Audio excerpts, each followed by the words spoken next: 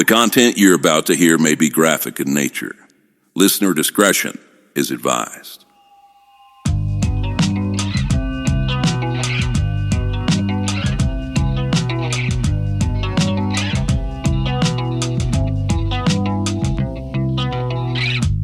Oh, how I wonder what it's like to relax. See the sky down under.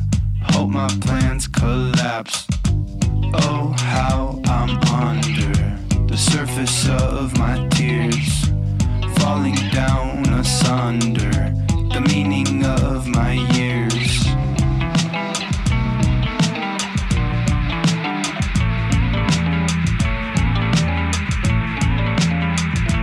This is True Crime XS.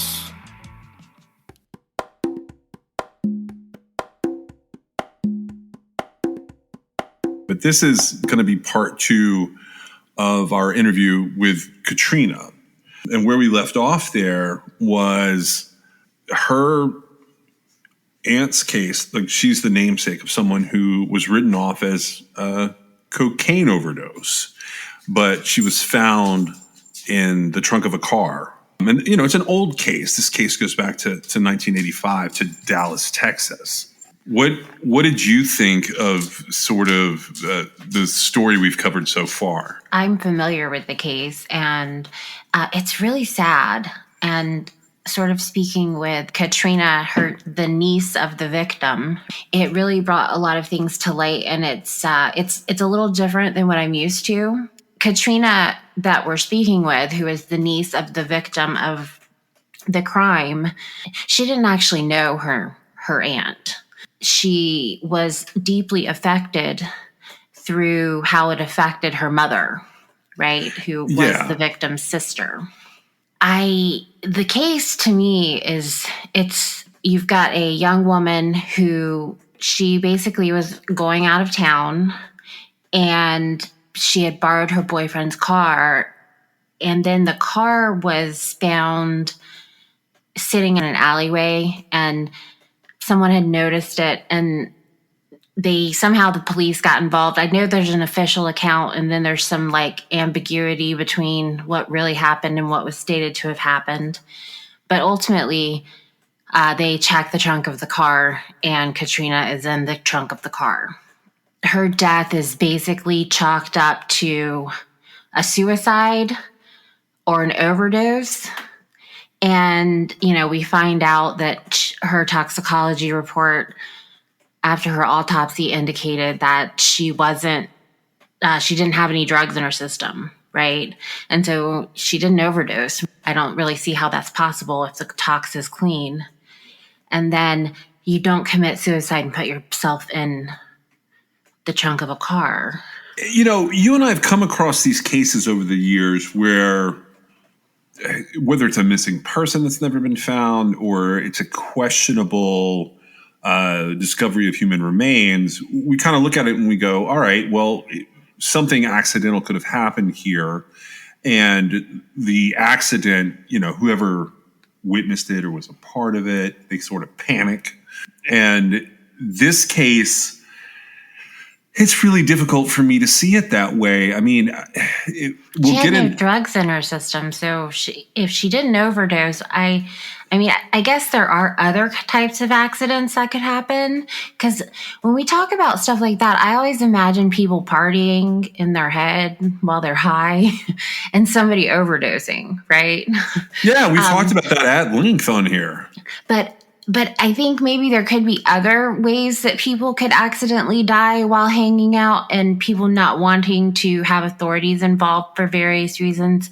But I think there's evidence of that kind of thing on the body when that happens. Like if somebody falls down the stairs, they're going to be pretty banged up, right? That kind of thing. Yeah, or if there's an accidental gun discharge, there's going to be a bullet wound. Like, there's all sorts of things that you can get into. And I'm not going to speculate too far into how high risk a lifestyle the aunt had in this case, but I do want to I want to sort of put on the other part of the interview here. And at the end of the show, at the tail, there is a call to action for this. And a call to action, for people who don't know, it's when we ask you to do something. There's a petition involved here that she's had running for some time where she's trying to get more information about this case. And I think I mentioned that when you and I were talking that this reminds me of Janet Hawley down in Texas. Janet Hawley was the sister of Sandy Dial. And essentially, Janet had to do a lot of the investigation into Sandy's murder on her own. And because of how this has unfolded for Catrina with the loss of her mom, she is the one who sort of ends up in the position of trying to put all of this together. And she's hoping that this petition will get the attention of the right people in Dallas so that they will take it a little more seriously in terms of getting what paperwork is available together and sort of treating this like it deserves a homicide investigation, which I'm in complete agreement with her, and I think you are as well.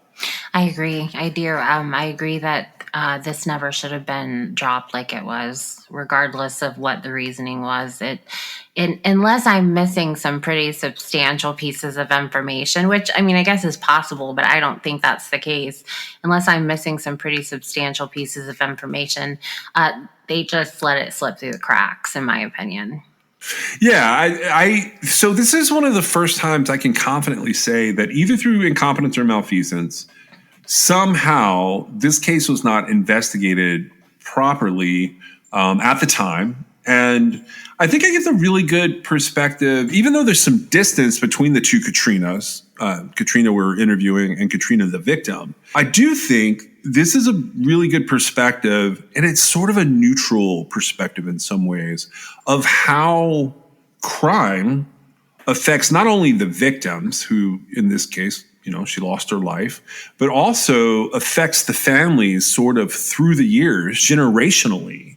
There's an interesting affect to how that tragedy sort of carries forward.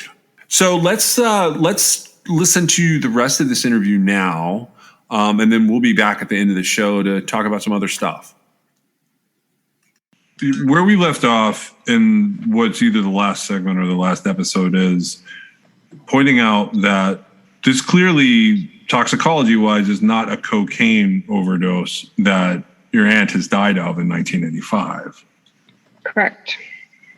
So where did the police investigation go from there? Good question.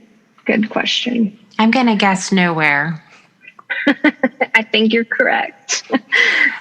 Which is absolutely unacceptable. And I want to understand completely. At this point in time, your grandmother would have been in Kansas, and your aunt would have died in Dallas County, Texas. Is that correct?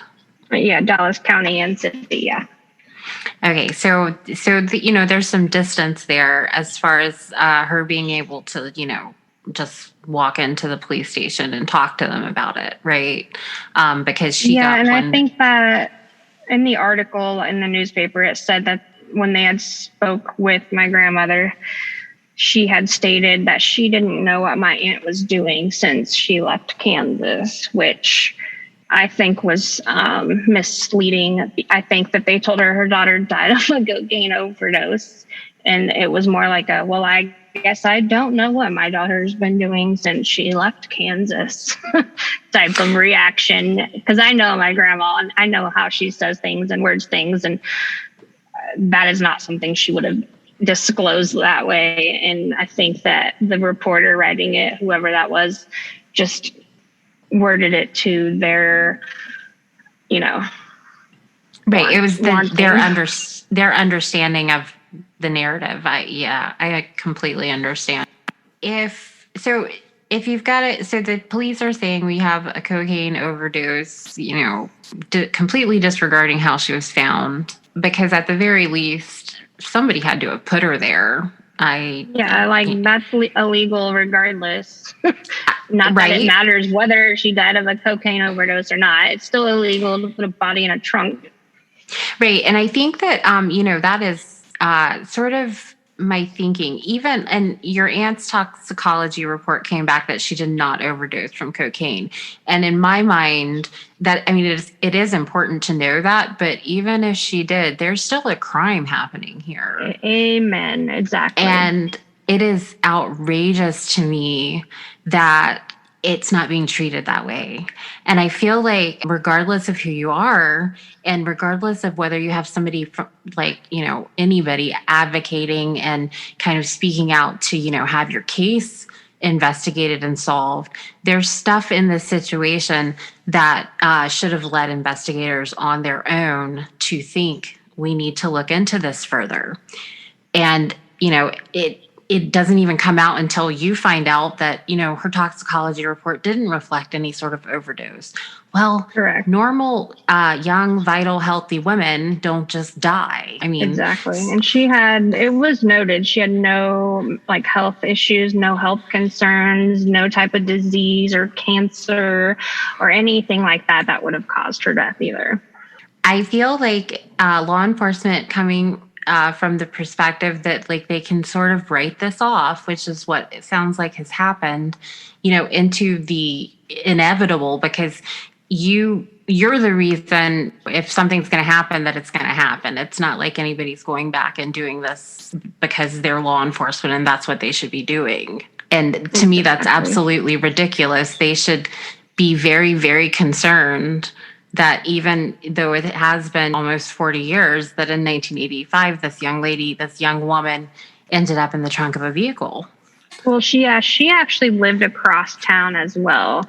So she was legally blind without glasses or contacts, and both of which were still on her nightstand, like across Dallas, Texas. So she could not have driven herself there anyway. So that just adds even more to the fact that the explanation doesn't meet the situation.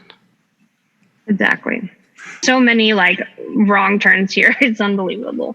So is the idea, okay, so she's in the trunk of a car. She's wrapped in a bed sheet based on the media report and the autopsy report. Mm-hmm. The autopsy report had some even more interesting stuff in it from what you shared with me that doesn't make it into the media. Mm-hmm. You want to talk about that? Sure. I haven't actually really disclosed that anywhere yet. And for example, like the petition I started was over a year ago now. And so I didn't have a lot of the information when I started the petition that I have now, which also might be why you've seen articles or something that might have more information than others. Because as it's been found out or learned or discovered, you know, it's changed even more type of thing. But yeah, she, when she was found in the trunk of the car, nude, naked and wrapped up in a white bedsheet, she had a belt around her neck. You're kidding me. As well. So, yeah, and I didn't find that out until just a few months ago, if that.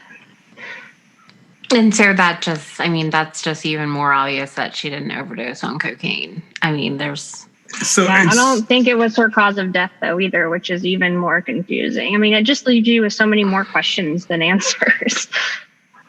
Yeah, I was going to say, on top of that, it indicates that she doesn't necessarily have the type of injuries to the soft tissues and cartilage around her neck that would go with having a belt around her neck. Exactly. And it goes from a belt to a cloth at the end. It's they refer to it at the very end as a cloth instead of a belt after they stated it was a belt at the beginning of the report. So it's like it kind of got like, they kind of started going backwards a little bit at the end. And she does have a little bit of alcohol in her system, but that's really all they reference, and that could be from the decomp. Yeah, and it's also less than the legal limit, or if not. Definitely the legal limit of that time, yeah. And see, to me, like none of that, I mean, it matters. I don't want anybody to get obviously. The wrong impression, but like none of it really matters. I mean, even if she was coked out and drunk, like this still is not adding up. And Exactly. it's outrageous to me. Now, we may cut this part out, but I'd like to know, you just want attention brought to this in hopes of getting somewhere with it, right? I mean, at this point, I just never thought I'd have to literally I guess growing up, you're always like, yeah, the police are good people. They do the right thing. They always help you when you're in distress or need help, except they don't, I guess. I've never had this problem before. I've never had to ask the police to help me like I have now, and then just being completely disregarded, I guess. And I feel like it's probably a matter of, I guess, maybe finding the right person to help. That's what I'm thinking. And I have no idea who that might be. But there's got to be somebody who... Now, is there a suspect? According to Dallas PD, I'm not completely sure. I don't think so. But according to my mother, yes. So, again, these are just questions I have as well, and I can't get them answered for some reason. Yeah, so let's talk about that for a second without naming any people. Right. So I think Meg is asking where we typically go with this, and I agree with her to some extent. But if they thought of it as an overdose in the trunk, then it's less a suspect and more a person with more knowledge of what's going on that they should have been looking for. And at the time, she did have a boyfriend. Yeah. And it was his car, right? Yeah. But he doesn't seem to be the focus of any type of investigation because of how they go from cocaine overdose to undetermined. And my understanding was that he was aware that she had the car and that she was going to go on a trip. And that's why he wasn't necessarily concerned. Yeah, she was coming to Kansas to visit my mom the next morning, the night she was killed or whatever. And so the boyfriend didn't necessarily find it odd that she was missing and the car was missing. Correct, because he figured she was in Kansas with it, and they didn't have cell phones or anything, obviously, back then. Sure. So it's not like they called and texted or checked in or whatever at that point. So he wouldn't necessarily be my first thought, but it would go to whomever she was last with. But he would still know something, even if it's like the crowd of people running around with, or just any. He knows something, whether it's answers that would solve it or not. He still knows something. Sure, yeah. So one of the things that shocked me about this case when I first started talking to you is I thought it would be very easy to go, all right, there's a body in the trunk of a car in Texas in 1985. I can find that pretty easily. Turns out there were dozens of cases in Texas in 1985 where bodies were found in the trunk of cars, including at the airport, including multiple men in the trunk of the same car in 1984 and 1985.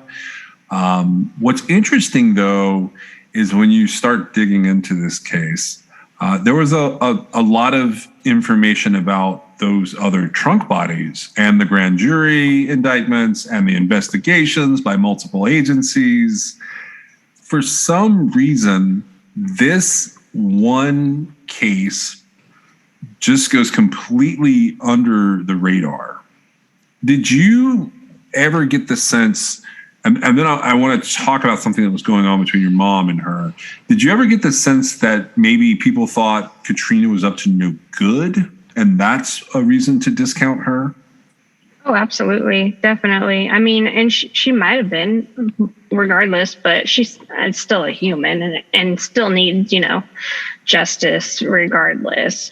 But she's a 24-year-old, childless, free to an extent, individual just trying to figure out her life at 24 years old. A lot of 24-year-olds are probably making bad decisions and good ones. I don't know, but that's just kind of how life goes. So what was your mom's relationship like with her sisters in 1985? They were closer than ever. They've always been very close. They remained close. My mom went to Dallas all the time. My aunts were back in Kansas all the time. They saw each other all the time. They talked all the time.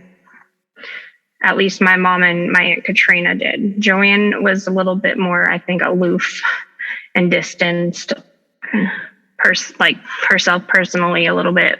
She was more, I guess, of the wild card a little bit.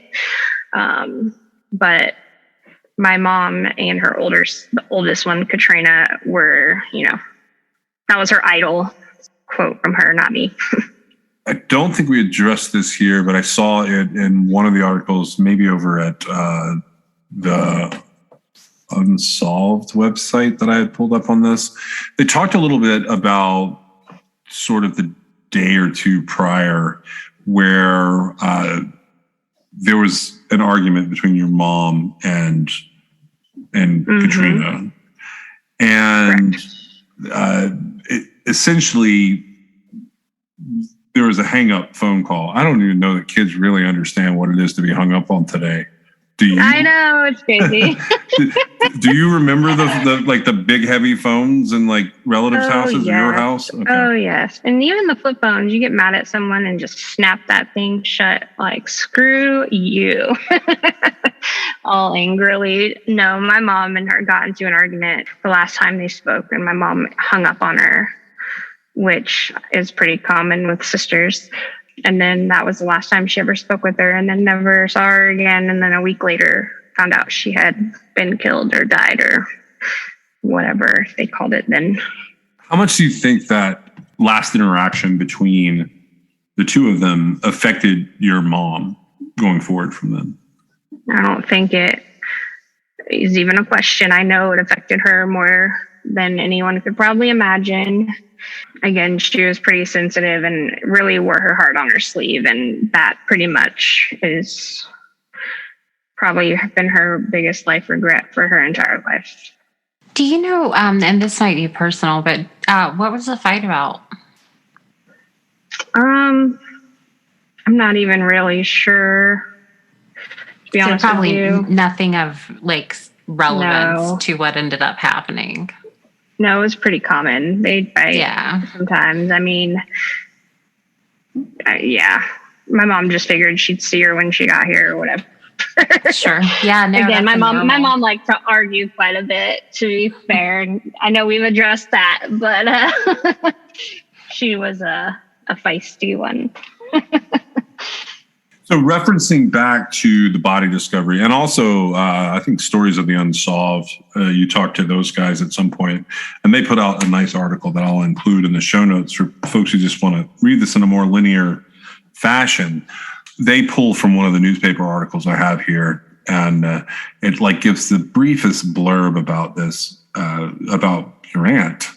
It says that on June 25th, 1985, the manager of the Casa 3 apartments, and the address here is over at, it looks like 200 South Marsalis Avenue, although I would say it's definitely, I don't think that building is there anymore, if that's the case. Someone was walking by an alley. They noticed a strong odor, and it's coming out of this 1978 Ford LTD that's parked nearby. She contacts the Southwest Station. I don't think it was actually somebody walking by. I'm pretty sure the story that I was always told anyway is that it was somebody that actually lived in the apartments that was also like the office manager of the apartment complex. I've seen it reported that way as well. There. Yeah. Yeah. And that's how I had always been told the story. And so I'm not positive on that, but I'm pretty sure that's how that went. And that's why she had noticed it there that Saturday before and finally ended up calling the police or whatever. I don't think it was like a walk by type of thing though. Like some, I think might lead to believe. Okay. Well, that's why I was asking you about it, because I've seen it reported, and as the petitions, gathered steam, other people grab articles and put things up. I wanted to I wanted to sort of ask you about it from your recollection. I did notice that there was a sentence in here I wanted to ask about. It says that police initially tried to put Catrina's death down as a suicide. Mm-hmm.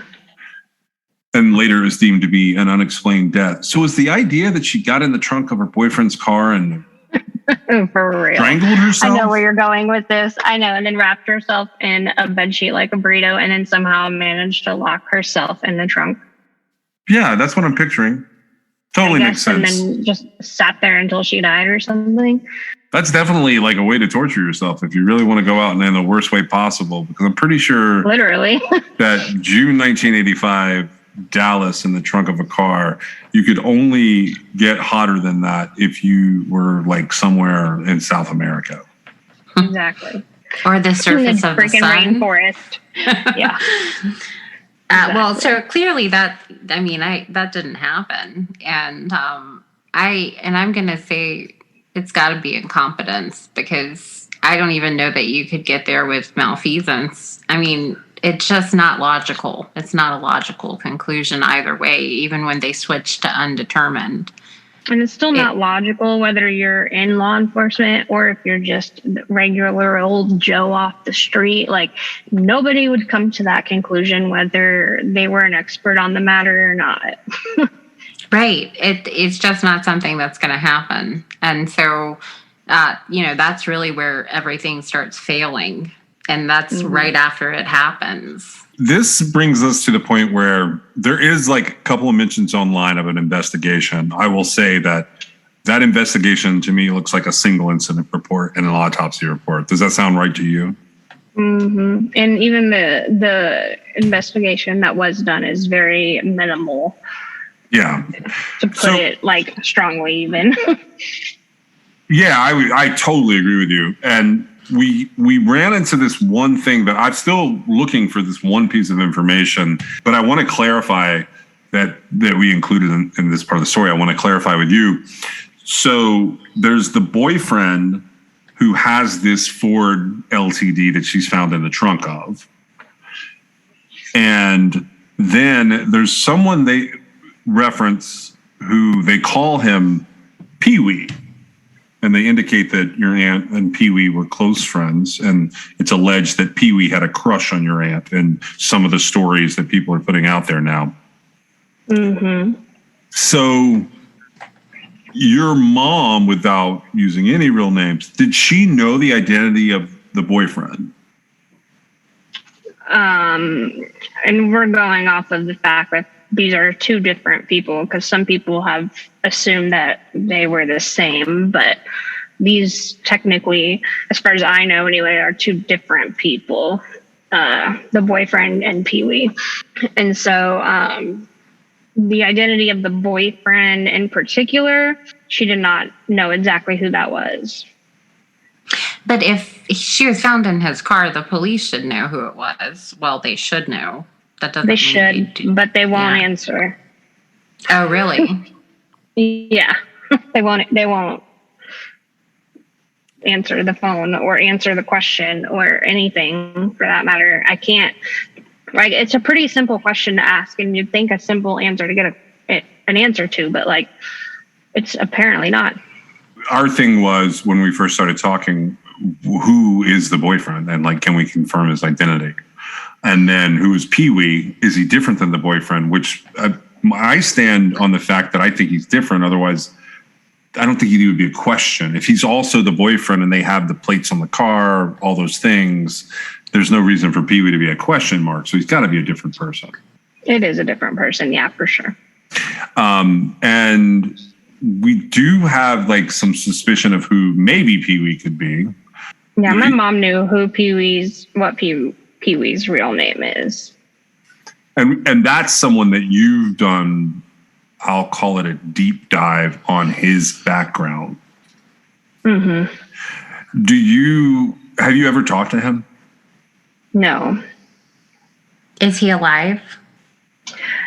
As far as I know, yes. I also believe that he's alive. I can't prove that 100%, but I'm. I don't want to like say for sure or not, but I mean, from what I've found, I'm like 95% sure he's still alive, unless he just recently died or something. Yeah, well. So we're going to end up coming back to Catrina as we go along here, but I want to sort of move around in time. It's 1985 when this happens to her. You're not even on the planet yet. Exactly. and as you described, in the first episode covering this, a couple years after this, your parents end up getting married, and you were born 1991. You are the namesake for Catrina. Correct. So your mom still has several siblings at the time that you were born. Mm-hmm. And a sister, Joanne, which I met, and then her brothers. Yeah. So in 1993, is this also in Dallas? Yes. Okay, so in Dallas, Texas, 1993, you're a couple years old. There is another bizarre thing that happens, and it's now happening to you, whereas Catrina happens to your mom and her family, and to Catrina, obviously.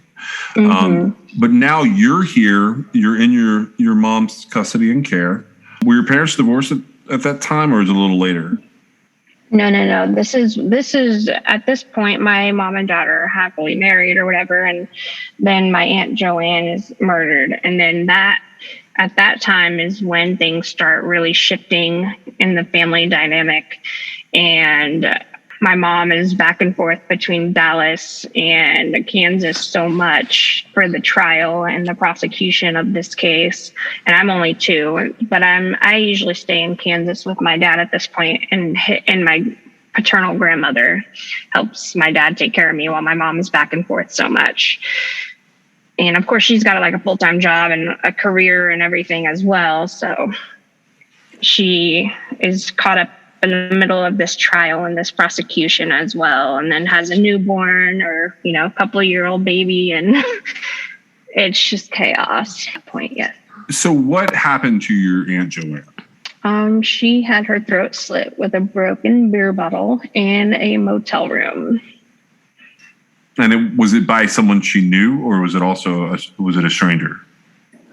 I mean, I don't think they knew each other very well. I think my mom had always referred to it, as like a date rape type of situation. However, I'm not really sure which of them was actually date raping the other, so to speak. That killing was a little bit of a different, basis than my other aunt. So that one's a little hard to comment on in those terms, but it was never like an investigation of who did it. I mean, they always knew who did it. The motel room was registered and, to the name of the person that did it. It was never I didn't do that situation. It was just never in question ever. This is hard to ask because you were so small, but do you remember the chaos? Do you remember feeling I'm always at grandma's house, or I'm always with my dad during that time? No, I mean, I was a pretty actually well-adjusted child for both of my parents, actually, and they remained very close friends my entire life. I actually get along almost too well for being divorced like they were, but they really prioritized me, I think, in my well-being in terms of their own relationship. So, I mean, even when my son was just born in 2018, my mommy and my dad were staying in my house under my roof with me when I had my son. So, together that's really good. Divorcee. Yeah. Yeah. So, I mean, they've always, put me in front of their own differences, I guess you could say. My mom never, she never failed to call and give my dad a good, talking to any time I called her upset about something. So, I mean, but no, it's not like that at all. I remember the falling out between my mom and dad, kind of, not necessarily like specific events, but like the vibes and, the feelings and stuff. Like, I remember bits and pieces like of when they split up and how things went downhill. And I mean, I've also, of course, heard stories and stuff, but my mom was very, very upset. Of course, at this point, she was very distraught and very reckless, pretty much a downward spiral of self-destruction at this point. And she was also very upset by the rest of her family's reaction to her only other sister being brutally murdered or whatever. She was the only family member who showed up or went to any of the prosecution or court proceedings or trial of anything that happened in Joanne's killing ever. Why was that? In your opinion, why was she the only one?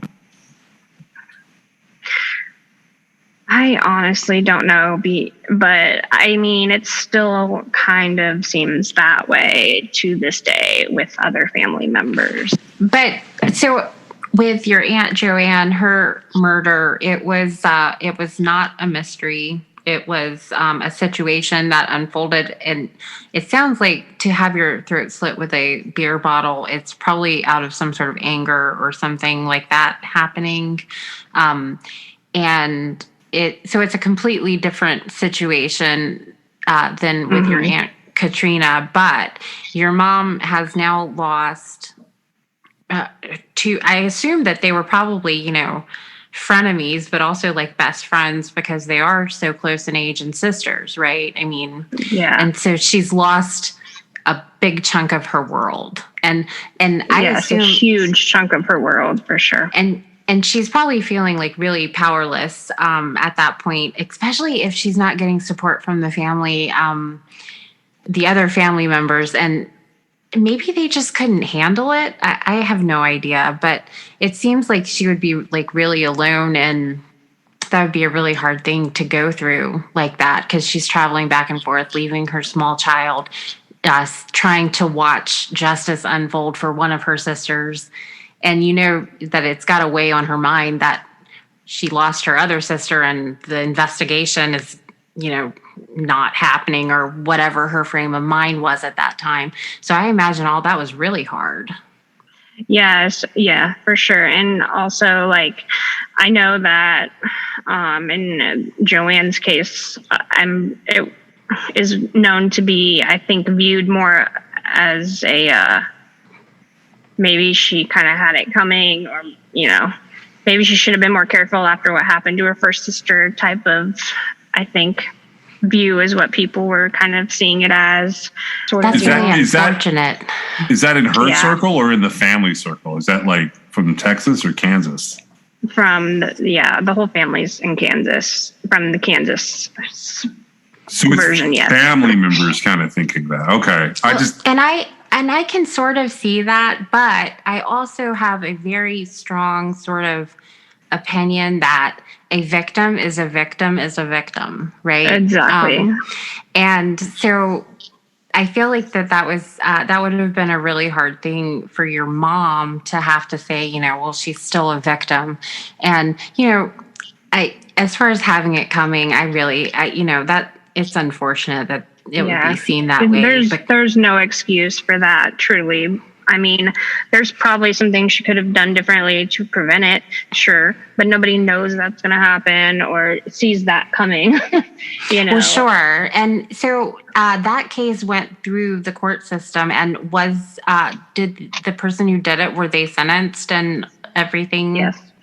Okay, yes. So all of that was adjudicated. And so at least there was a little bit of, I don't know what happened, but as far as justice goes, there was a case that occurred. Yeah, and he did serve like 20 years or more, and he has since recently been paroled and released. Have you met him?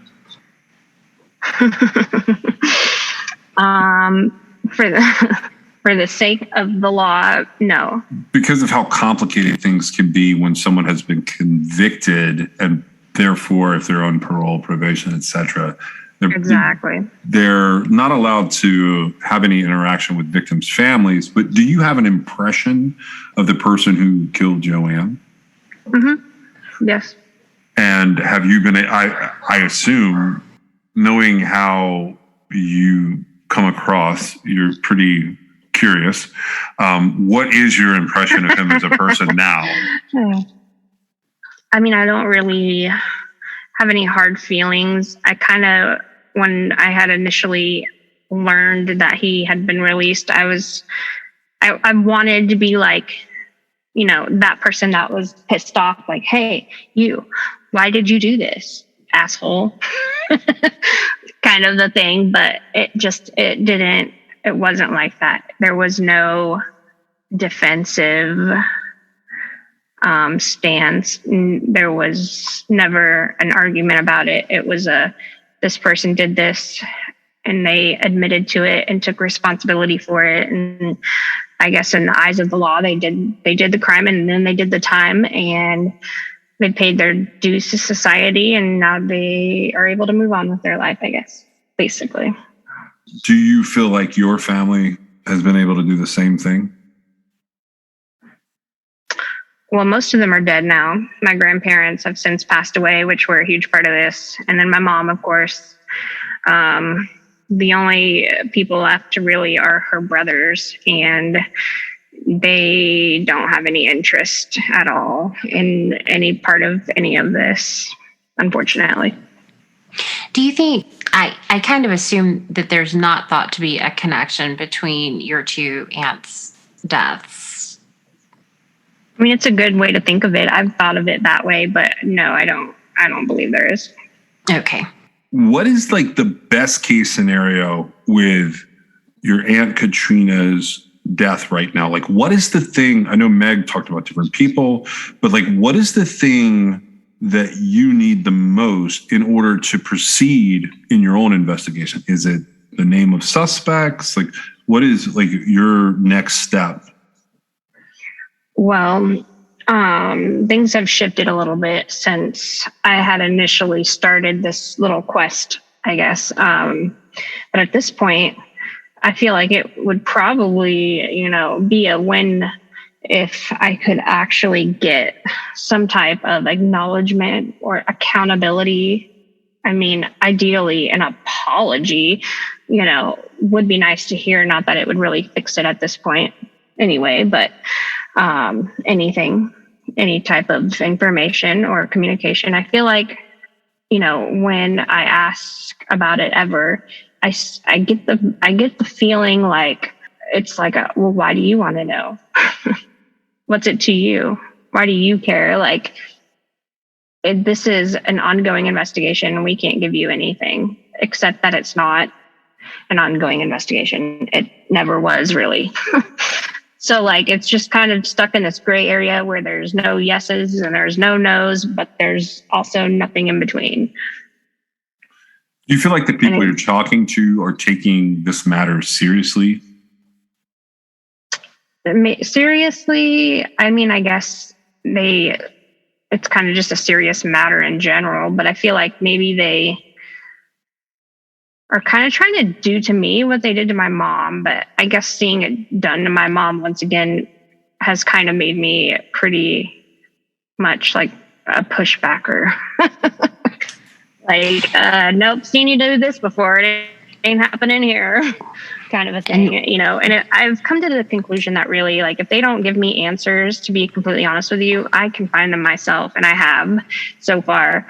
I haven't really got any of my information from the police at all that I've found to this point. So I really am not sure if they could really do much at this point anyway, except take responsibility of their negligence.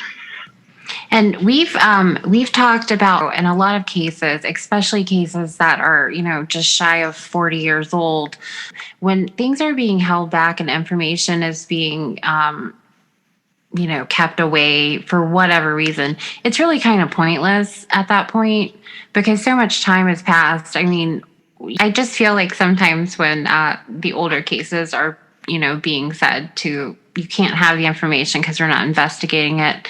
I mean, because we are investigating it, but that they're not investigating it can be really discouraging. And I don't really see the point of law enforcement doing that. It's very discouraging that you're not able to get those answers. And sometimes they feel like they're basically saying, well, I'd love to give you that information, except there's not any, and there's no way for us to get it at this point. Yeah, I it's frustrating for sure, but I have like, spoken with like the DA and stuff, like, and literally said, I am not working against you. I am trying to work with you.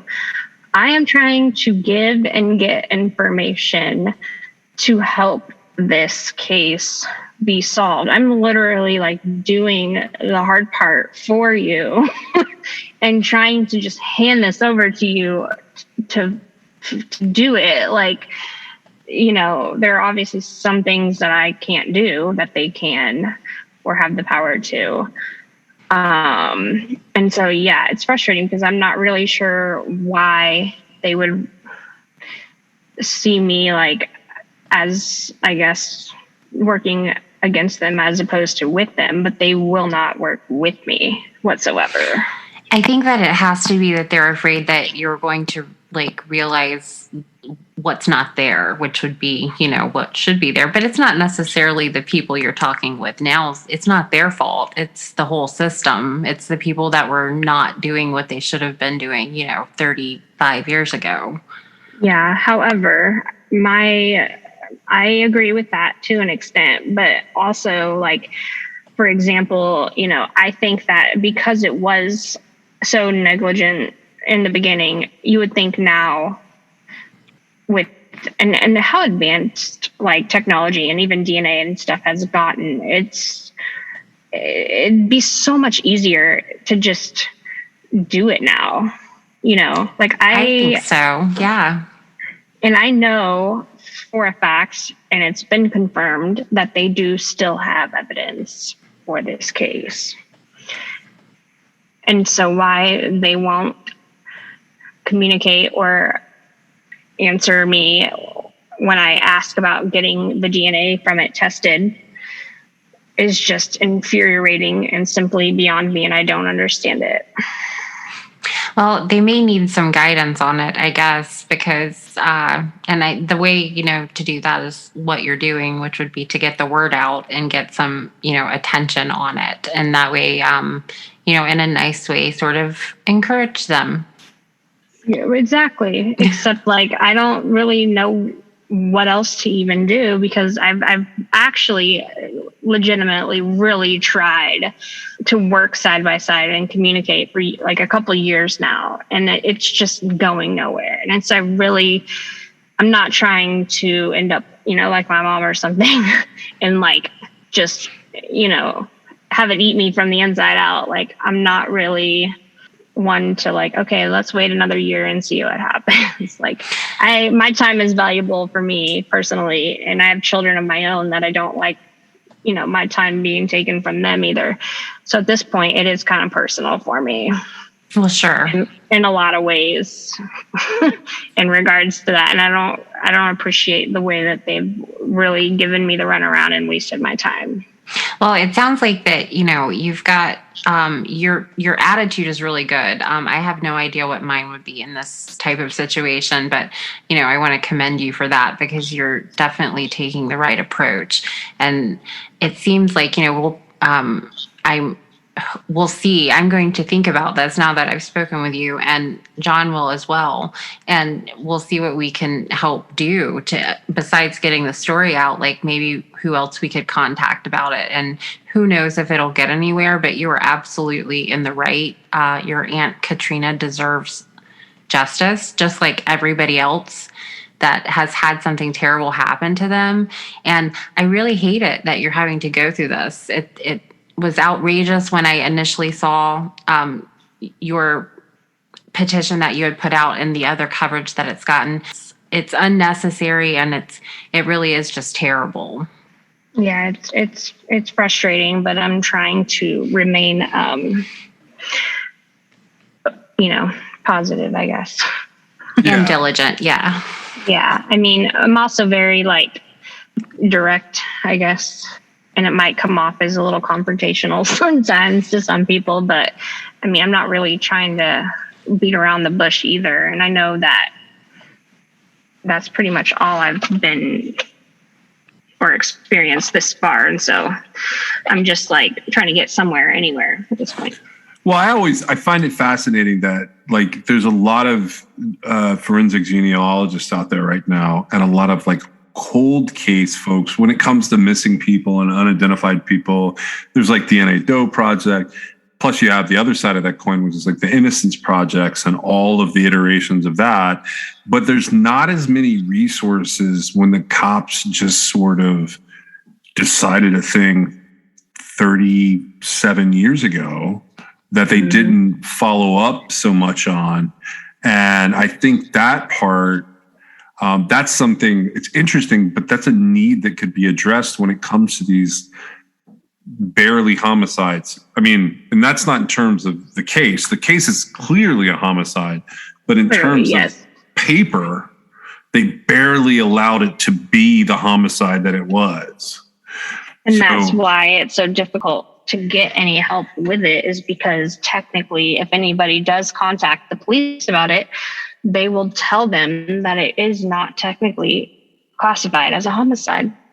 Or they'll tell them that it's open and they can't give any information about it because it's an open and ongoing case, which is, Meg can tell you, that is particularly with the state of Texas, that is one of my number one pet peeves on the planet, because you get a certain amount of time. And then as far as I'm concerned, I don't really think anything should be secret to begin with. You could have a hold back thing or two, but like holding back entire case files for 20 years, 15 years, 10 years, whatever, that's crazy to me. And I understand like there are aspects of cases that should really just be lists. They shouldn't give away like people's personal information, and like they shouldn't go down these terrible investigative rabbit holes where they're putting completely irrelevant interviews in there. Although that gets a little dicey, but like things like the boyfriend's identity, Pee-wee's identity, if the police knew who he was, those things should be provided to you so you can confirm your own investigation at this point and possibly bring them something back that they don't have to put the resources towards. And I know a lot of that is absolutely right, because I know over time, as I've learned, a lot of stuff I don't think about initially just because like I've grown up and heard this or that or heard here and there. And if somebody brings up something that like ignites that memory in my mind, I'll be like, oh yeah, I do remember my mom saying this person had done this or that, or this person's name, or that sparks a memory in my mind, that name or something like that. But I can't do that unless I can get that feedback or like, bouncing those ideas off of one another. I just need the other. Right. No. And, the way that I describe this in a different situation, that it doesn't have like the depth and the level that you have going on here. Your case is so big and sprawling, but also so tiny on paperwork. It's like you have the box cover to a 10,000 piece jigsaw puzzle. But unfortunately, 10 people have the pieces, and you have no idea what the identity of the 10 people with the pieces to your jigsaw puzzle are. You just have 9,000 pieces sitting there that are yours, and you have to go find the other 1,000 from these people to make that picture. It's really weird. It's like, where's Waldo? Yep. Special consideration was given to True Crime Excess by LabrattiCreations.com. If you have a moment in your favorite app, please go on and give us a review or a 5-star rating. It helps us get noticed in the crowd. This is True Crime XS. You fall like the stars. I break things like guitars. Thick skin, no scars. We're in trouble, we took it too far. I don't want to go, but it's 'cause I'll disappoint ya. It's all I've ever dreamed of, something I cannot let go of. I hate the competition. This culture's like a gym and I lost the motivation to get fit in your expectations. True Crime Excess is brought to you by John and Meg. It's written, produced, edited, and posted by John and Meg. You can always support True Crime Excess through patreon.com, or if you have a story you'd like them to cover, you can reach them at truecrimeaccess.com. Thank you for joining us.